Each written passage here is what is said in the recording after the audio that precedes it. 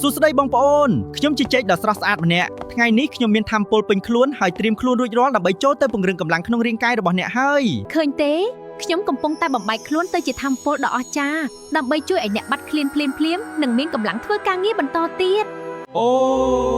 សាច់ដុំរបស់អ្នកកំពុងតែកន្ត្រាក់និងចុកចាប់ខ្លាំងណាស់មែនទេកុំបារម្ភអីខ្ញុំមានប៉ូតាស្យូមពិសេសសម្រាប់ដោះស្រាយបញ្ហានេះឥឡូវនេះសាច់ដុំរបស់អ្នកបានធូរស្បើយហើយអ្នកនឹងលែងមានអារម្មណ៍ថារិលឬស្ពឹកស្រពន់ទៀតហើយអ្នកអាចរត់លេងបានយ៉ាងសប្បាយមិនត្រឹមតែប៉ុណ្្នឹងទេខ្ញុំថែមទាំងជួយមើលថែបេះដូងរបស់អ្នកឲ្យលោតក្នុងចង្វាក់មួយដ៏ល្អនិងធ្វើឲ្យសម្ពាធឈាមរបស់អ្នកមានលំនឹង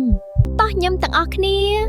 ខ្ញុំជួយបង្កើតសារធាតុសប្បាយនៅក្នុងខួរក្បាលធ្វើឲ្យអ្នកបាត់ stress និងមានអារម្មណ៍ល្អពេញមួយថ្ងៃខ្ញុំក៏ពូកែខាងសម្អាតដែរជាសរសៃរបស់ខ្ញុំនឹងជួយកម្ចាត់កាកសំណល់ក្នុងពោះវៀនធ្វើឲ្យប្រព័ន្ធរំលាយអាហាររបស់អ្នកដំណើរការស្រួល